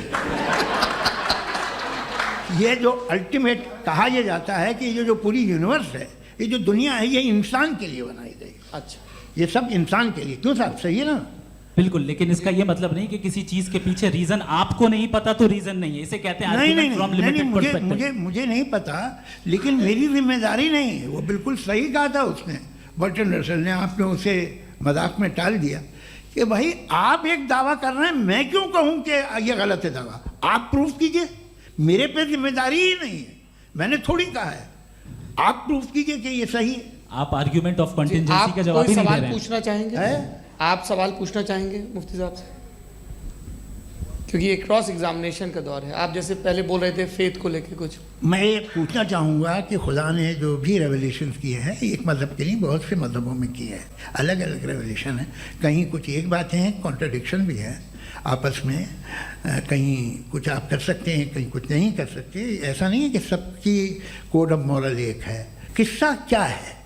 अब आप ये देखिए कि मुझे कभी कभी लगता है कि ये जो फुटबॉल फाइनल होता है, लाखों लोग होते हैं, फिर वो टीवी कवर कर रही करोड़ों लोग, अगर उसमें खुदा की एक बूमिंग आवाज़ आ जाती, मैं गॉड हूँ, तो सारे लोग अभी सुन लेते और टीवी पे भी सुन लेते, किस्सा ख़त्म होता।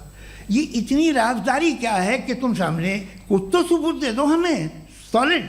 ये कह साहब ये यूनिवर्स कैसे बनी, इससे मसला क्या हल होगा? मैं पूछूंगा आपसे खुदा कैसे बना? क्यों नहीं पूछूंगा कैसे बना? बल्कि वो तो कायनात से कहीं ज़्यादा इंटेलिजेंट है, कायनात से कहीं ज़्यादा कॉम्प्लेक्स। जी वो हमेशा से है।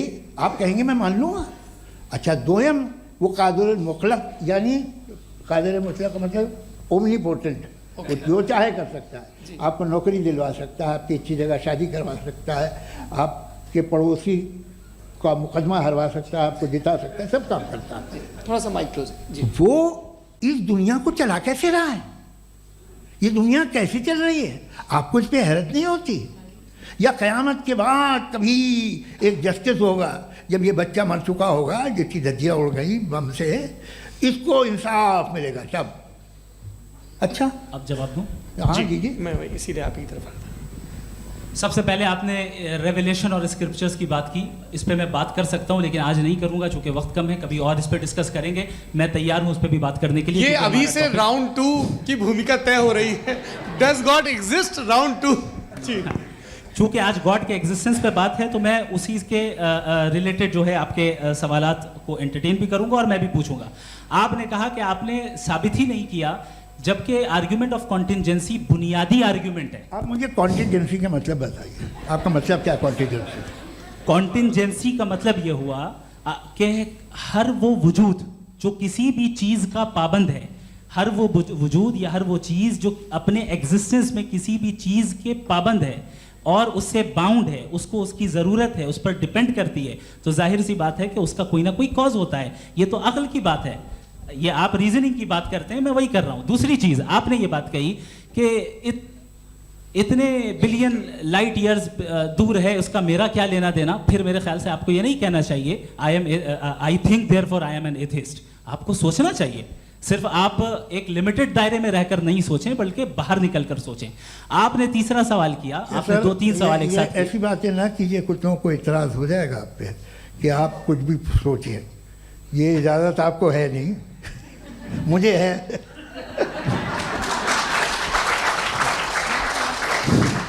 जी। आपने प्रॉब्लम ऑफ इविल के ताल्लुक से सवाल किया और बार बार आप एक लफ्ज रिपीट कर रहे हैं कि ओमनीपोटेंट गॉड है, ऑल पावरफुल गॉड है। यही तो दरअसल समझना है कि गॉड का कॉन्सेप्ट क्या है। प्रॉब्लम ऑफ इविल जो है, प्रॉब्लम ऑफ इविल दर हकीकत 2 असम्पशंस पर कायम है। अगर आप इन 2 असम्पशंस को समझ जाएं तो ये प्रॉब्लम नहीं रहेगी, आर्ग्यूमेंट आपको समझ में आ जाएगी कि ये कोलैप्स कर जाता है।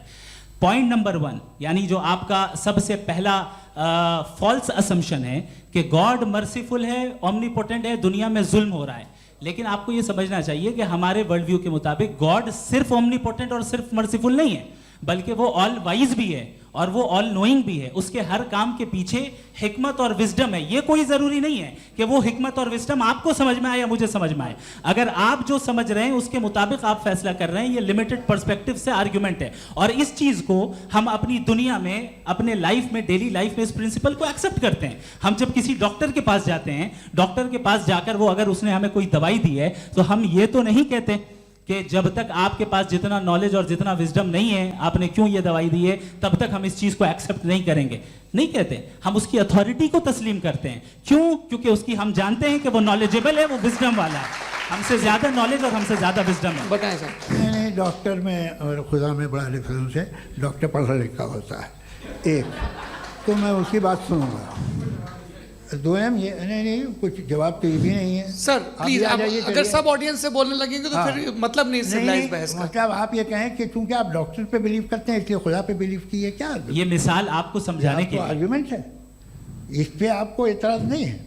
सिंपल बात ये है कि मैं अगर ये यकीन कर लूँ कि एक ओमनीपोटेंट, उसकी मसलहत है, ये जो बच्चे मर रहे हैं ये मसलहत है उसकी, मुझे नहीं चाहिए इसकी मसलहत। उसकी मसलहत नहीं, यही तो समझना है, मतलब एक्सपीरियंस। अच्छा, इस आपने अभी मेरी बात पूरी सुनी नहीं। मैंने कहा आपका पूरा आर्ग्यूमेंट 2 फॉल्स असम्पशंस पर है। एक फॉल्स असम्पशन मैंने बता दिया, दूसरा फॉल्स असम्पशन ये है कि इस दुनिया में इविल के होने का कोई गुड रीजन नहीं है, जबकि हमारे पास बाज रीजंस मौजूद हैं, हमारे पास बाज वजूहात मौजूद हैं। अगर इस दुनिया में इविल ना हो तो आप गुड को डिफाइन कैसे करेंगे? अगर जुल्म ना हो आप इंसाफ को समझेंगे कैसे? अगर तारीकी ना हो तो आप लाइट को समझेंगे कैसे?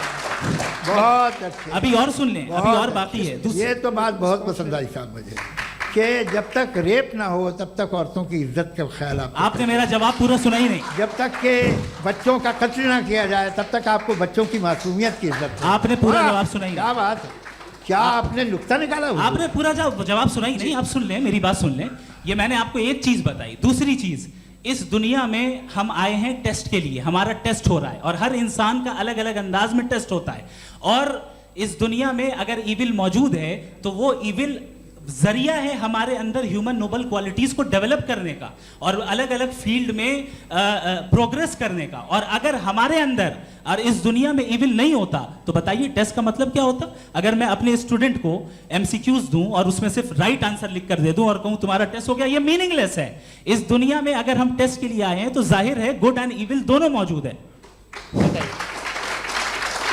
तो अगर गुड एंड इविल दोनों मौजूद है तो ये इविल भी खुदा का बनाया हुआ है?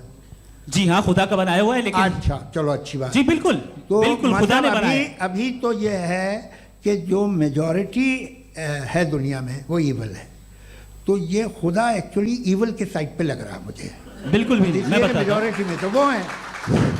क्या बात कर रहे हैं भाई आप? मैं बहुत कोई भी जो मुंसिफ होगा, चाहे आपका अपना घर हो जिसके आप सबसे बड़े हैं, चाहे आपकी ऑर्गेनाइजेशन हो जो आप चलाते हैं, वहां पर आप इविल रखेंगे साबित करने को कि बाकी लोग शरीफ हैं? मेरी बात सुनिए। क्या ये आर्ग्यूमेंट ही गलत है? अगर कि जब तक के कोई इविल नहीं होगा तब तक के शरीफ आदमी शरीफ नहीं लगेगा। अगर एग्जामिनर गलत ऑप्शन दे रहा है तो एग्जामिनर इविल नहीं हो गया, जो गलत ऑप्शन को सेलेक्ट कर रहा है वो फेल होगा। क्रिएटर ने इविल को बनाया है लेकिन वो इविल नहीं है। अच्छा सुनिए मेरी बात, हाँ। Let me complete sir. जी जी। क्रिएटर ने इविल को बनाया है टेस्ट के लिए, वो इविल नहीं है। इविल वो होगा जो उसे इख्तियार करेगा। छुरी को बनाने वाला गलत नहीं होता है, छुरी का गलत इस्तेमाल करने वाला गलत होता है। रेप को कैसे गलत इस्तेमाल करते हैं? रेप इंसान के फ्री विल का नतीजा है। ये रेप कैसे गलत इस्तेमाल होता है? ये मुझे अब सुन ले, अब सुन ले। गलत इस्तेमाल होता है। हाँ मैं बता रहा हूँ ना, कैसे गलत इस्तेमाल? मैं बता रहा हूँ जी। कि जो इविल इस दुनिया में मौजूद है उसके कई सारे तरीके हैं। एक तरीका इंसान का अपना फ्री विल है। अब अगर कोई रेपिस्ट रेप कर रहा है तो इसका गॉड का कसूर नहीं है, वो अपने फ्री विल का गलत इस्तेमाल कर रहा है, उसको सजा मिलनी चाहिए। अच्छा। और उसी के लिए जहन्नम बनाई गई है। ये फ्री विल का भी बड़ा चक्कर। आप जब कोई बुरा काम करते हैं या कोई बुराई होती है तो ये कहा जाता है कि ये फ्री विल है। 7 billion free wills are moving on this planet. 7 billion free will. और एक आदमी अपनी फ्री विल से मुझे कत्ल कर दे तो मैं खुदा की मर्जी से मरा हूँ कि इसकी फ्री विल की वजह से? मेरी मौत खुदा के हाथ है या ये फ्री विल वाले के हाथ है? खुदा ने फ्री विल का निजाम बनाया है और उस निजाम का गलत इस्तेमाल करके कोई आपको मार रहा है, इस्तेमाल करके मेरा कत्ल कर देता है। अब मेरी मौत का जिम्मेदार कौन है? वो इंसान जिम्मेदार है। वो इंसान। जी। तो ये कहना कि और उसको सजा मिलेगी। तो अब आप आगे चलिए कि ये तय करना कि अल्लाह ही या अल्लाह ने खुदा ही जिंदगी देता है, खुदा ही मौत देता है, ये गलत है। बिल्कुल गलत नहीं है। हाँ, नहीं, निजाम उसी ने बनाया फ्री विल का। निजाम मौत और हयात का उसी ने बनाया। You are contradicting yourself. अभी आपने कहा कि एक आदमी ने फ्री विल से आपको मार दिया, इसमें उसे फ्री विल दी गई थी, उसने गलत इस्तेमाल किया। 7 billion free wills are moving on this planet और आप चाह रहे हैं कि मैं सिर्फ खुदा का ध्यान करूं। ये 7 बिलियन फ्री विल्स को मुझे लुक आफ्टर करना पड़ेगा कि नहीं? ये तो तबाहियां कर रही हैं और तबाहियां ज़्यादा हो रही हैं। बिल्कुल। तो अगर आप बताएं अगर खुदा नहीं है फॉर एग्जाम्पल, तो आप इविल को कैसे डिसाइड करेंगे? यानी how can you define evil objectively without God? देखिए, दुनिया में 2 तरह के जानवर हैं। एक जो अकेले रहते हैं जंगल में और एक जो ग्रुप्स में रहते हैं। ग्रुप में जो भी रहेगा, चाहे वो आपका फाउंडेशन हो, चाहे कोई क्लब हो, चाहे कोई पॉलिटिकल पार्टी हो, चाहे कोई यूनिट हो, उसमें आपको इंटरैक्ट करने के रूल बनाने पड़ेंगे। यानी लोग तय करेंगे। लोग तय करेंगे। अगर लोगों ने ये तय किया कि किसी का रेप करना सही है, आप जस्टिफाई करेंगे? नहीं, आपका फाउंडेशन तो ये हो गया ना कि लोग ही विल डिसाइड करेंगे। नहीं। अरे दुनिया में ऐसे ग्रुप्स हैं जो रेप को जायज़ मानते हैं सर्टेन हालात में। मैं डिटेल में नहीं जानूंगा, आप भी जानते हैं। ये जो आईसिस वाले थे जिन्होंने क्या किया था, तो उन्होंने क्या किया उसका खुदा से कोई ताल्लुक नहीं है सर। मैंने सिंपल सवाल किया कि इविल को आप डिफाइन करते कैसे हैं? आइए वापस आइए जी। आप साथ में तभी रह सकते हैं जब कुछ आप ऐसे उसूल डेवलप करें जिसमें हर एक का बेसिक तहफ़्फ़ुज़, हर एक का बेसिक राइट हो और हर एक को कोई आराम मिले। यही तरीका है किसी भी ऑर्गेनाइजेशन जिसमें एक से ज़्यादा लोग हैं और वो ऐसे चलती है ज़िंदगी। उसमें अगर आप गड़बड़ करेंगे तो तबाही होगी, नुकसान होगा, बर्बादियाँ आएंगी। और अगर उसमें आप घर ले लीजिए ना, एक हस्बैंड है, एक वाइफ है, बच्चे हैं, वालदा भी हैं, 2 बहनें भी हैं, एक भाई भी है। अब इसमें कोई निज़ाम आपको चाहिए साथ में रहने का, और एक दूसरे पे भरोसा रहे, एक दूसरे के बहीख्वाह हों, एक दूसरे की मदद करें, ऐसी जिंदगी। सर आपकी बात आ गई, आप ये कह रहे हैं कि लोग डिसाइड करेंगे क्या सही है क्या गलत है, यही है? मेजॉरिटी डिसाइड करेगी क्या सही है क्या गलत है? अरे भाई बिल्कुल। मेजॉरिटी अगर ये कहे कि नाजी जर्मनी के साथ जिस तरह मेजॉरिटी थी कि जेनोसाइड करना सही, आप जस्टिफाई करेंगे? उस वक्त आपका ये सवाल सिर्फ उसके बाद क्लोजिंग। हाँ, उस वक्त प्लेनेट पे जो लोग थे उनमें कितने लोग हिटलर को सही समझते? अच्छा, प्लेनेट की मेजॉरिटी तय करेगी, सोसाइटी की नहीं। प्लेनेट की मेजॉरिटी गॉड के एग्जिस्टेंस को सही मानती है, आप क्यों नहीं मानते? ये हेलो ये क्रॉस क्वेश्चन का राउंड यहाँ पर समाप्त होता है। और ये बड़ा अच्छा है कि इस तरह से फ्रेगमेंट कर दिया गया है ताकि जो मरकरी ऊपर जा रहा है नीचे जवाब दे दूं जी। प्लेनेट की ज़्यादातर मेजॉरिटी कुछ दूसरे मजहबों के खुदा को मानती है। आप उन्हें क्यों नहीं, आप तो मेजॉरिटी की बात कर रहे हैं। अच्छा, ये क्लोजिंग आप ये कह रहे हैं इविल और गुड को डिसाइड मेजॉरिटी करेगी, मेजॉरिटी जो कर दे वो सही हो जाएगा। क्लोजिंग इसको जैसा आप ही लोगों ने तय किया है उसी फॉर्मेट को फॉलो कर लेते हैं। हाँ भाई, मैंने तो भले लोगों पे एतबार किया और तब मॉडरेशन तय किया। जी, आपके पास 5 मिनट का वक्त है, क्लोजिंग आर्ग्यूमेंट है, उसके बाद हम ऑडियंस से क्वेश्चन आंसर लेंगे जावेद साहब की क्लोजिंग आर्ग्यूमेंट के बाद। ओके, बहुत शुक्रिया जी। हमारा जो टॉपिक है डज गॉड एग्जिस्ट, मैं इस पे इतने एकेडमिक तैयारी करके आया था, मुझे था कि मैंने सोचा था कि कई सारे मैं आर्ग्यूमेंट्स दूंगा, लेकिन वक्त की भी किल्लत और जावेद साहब बार बार इधर उधर चले जा रहे थे तो उसको भी थोड़ा एंटरटेन करना पड़ गया। डज गॉड एग्जिस्ट पे मैं एक ही आर्ग्यूमेंट दे पाया। आर्ग्यूमेंट्स बहुत हैं और डेफिनेटिव आर्ग्यूमेंट्स हैं, और मेरे आर्ग्यूमेंट को किसी एक राउंड में भी इन्होंने एंटरटेन नहीं किया और रेफ्यूट नहीं किया, एक राउंड में भी नहीं, एक राउंड में भी नहीं। और ना ही अभी आपका क्लोजिंग आर्ग्यूमेंट आएगा, नहीं, वो बता देना। Argument of contingency sir. अरे मैं आपसे कई बार कह चुका हूँ कंटीजेंसी का मतलब अब मैं कैसे समझाऊं आपको? आपस में हाँ, आप और कितने आसानी से समझाऊं मैं, मुझे तो नहीं समझ में आ रहा है। आप अपनी आर्ग्यूमेंट ऑफ कंटीजेंसी उर्दू में बोल सकते हैं। हाँ, आप अपनी बात पूरी कर लें जी, आखिरी 4 मिनट। दूसरी चीज ये है कि आपने एक तो इसका जवाब नहीं दिया, दूसरा आपने गॉड के ना होने पर कोई डेफिनेटिव आर्ग्यूमेंट नहीं दिया, सिर्फ मजहब पे बात कर रहे हैं आप। मजहब तो आज हमारा टॉपिक ही नहीं था, आज तो हमारा टॉपिक हो, आप मजहब से ले लेकर आईएस तक चले गए। भाई हमारा क्या ताल्लुक है उससे? We condemn them. और उसका गॉड से क्या ताल्लुक है? अगर कोई गलत काम कर रहा है, किसी ने किसी को कत्ल किया, किसी ने किसी का रेप किया, उसको सजा मिलनी चाहिए। और आपके पास कोई भी rational strong foundation of morality नहीं है। आपने कहा कि मेजॉरिटी तय करेगी सोसाइटी की, वो सही होगा। मैंने कहा हिटलर को फिर आप सही कहेंगे, नहीं, प्लैनेट की सोसाइटी की मेजॉरिटी तय करेगी। तो प्लैनेट की मेजॉरिटी गॉड के एग्जिस्टेंस को मानती है, आप कह रहे हैं ये रिलीजियस है। तो यानी आपके पास कोई स्ट्रॉन्ग फाउंडेशन नहीं है ऑब्जेक्टिव मोरालिटी का। ऑब्जेक्टिव मोरालिटी का अगर कोई फाउंडेशन है तो वो सिर्फ गॉड है, गॉड है, गॉड है। थैंक यू जी।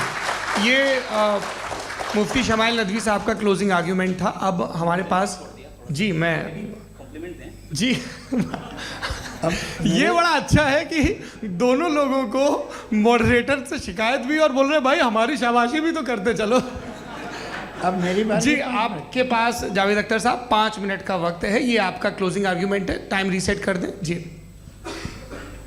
देखिए, बहुत सारी बातें हैं। गॉड का डेफिनेशन दुनिया के किसी भी रिलीजन में है कि वो ओमनीपोटेंट है, ओमनीप्रेजेंट है, he is just, he is kind, he loves you and so on.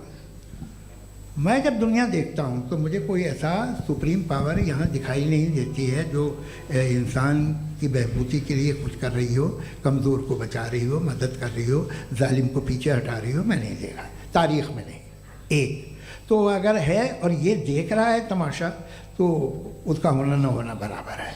दोयम ये कि ये जो है, जब आप ये कहते हैं कि कायनात जिसकी कंटीजेंसी है, मैं देखिए वो लफ्ज़ इस्तेमाल किया मैं, तो ये कैसे हो सकती है भाई? और फ़ौरन आप सरेंडर कर देते हैं कि जाहिर है कि इसका बनाने वाला तो इससे 10,000 गुना ज़्यादा कॉम्प्लिकेटेड होगा। उस पर आपके होने पे कोई इतराज़ नहीं है। उसे वो टाइमलेस है, वो पहले से था, टाइम तो बहुत बाद में आया, ये सब आप मानने को तैयार है, जिसका आपके पास कोई सबूत नहीं, आपके पास कोई रीज़न नहीं है। आपकी तारीख क्या है मज़हबों की? बिलीफ की, जो खुदाओं का बिलीफ है, ये कॉन्स्टेंटली गलत साबित होता रहा है। मतलब आप कहें कि अरिस्टोटल के ज़माने में तो सब जाहिल थे, वो भी इतने ही यकीन से खुदा पे यकीन रखते थे, जो अब नहीं रहा, ये भी नहीं रहेगा, आप लिख लीजिए। और इसके आसार आपको दुनिया में दिखाई देना शुरू हो चुके हैं। ये बहस क्या आज से 100 साल पहले इस तरह हो सकती थी? यहाँ तक तो आपको हम ले आए हैं। तो सर अरे इनको मदद की ज़रूरत नहीं भाई, ये सेल्फ सफिशिएंट आदमी है, आप क्यों इनकी मदद कर रहे हैं? Sir please. तो ये जो है तमाम बातें अपनी जगह हैं। ये एक पैकेज है। आप अकेले, कोई आदमी ऐसा नहीं जो सिर्फ गॉड को मानता हो, उसके साथ बहुत पैराफर्नेलिया आता है, अलग अलग पैराफर्नेलियाज आते हैं। They have always created chaos in the society. मैं तो आपको सीधा ऑफर देता हूँ कि दुनिया में 10 इम्पॉर्टेंट बिलीव्स है। आप 1 मानते हैं, 9 नहीं मानते, 9 में आप एथियस्ट हैं, 9 को आप बिल्कुल रीजनेबली मेरी तरह देखते हैं। तो 90 मजहबी आदमी भी 90% एथियस्ट है, वो दूसरे खुदा नहीं मानता, एक खुदा मानता है अपना वाला, बाकियों को कहता है गलत है। अगर आप मानना ही बंद कर दें तो आपका 10% चांस है कि आप सही हैं और 90% चांस है कि आप गलत हैं। मेरा मशवरा है आप मानना छोड़ दिए तो 50% चांस होगा कि आप सही हैं और 50% चांस होगा, 40% आप गेन करेंगे बाय बिकमिंग एन एथियस्ट।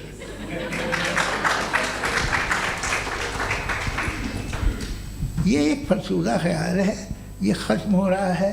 हो सकता है मेरी ज़िंदगी में ना हो, लेकिन ये हो जाएगा। जो बातें ये इनको आप मेटाफिज़िकल ये वो ऐसे रिस्पेक्टेबल टर्म दे दिए, ये तो उन लोग के हैं जिन्हें ना फिज़िक्स मालूम थी ना मेटा मालूम था, ये उन्होंने आपको दिए हैं।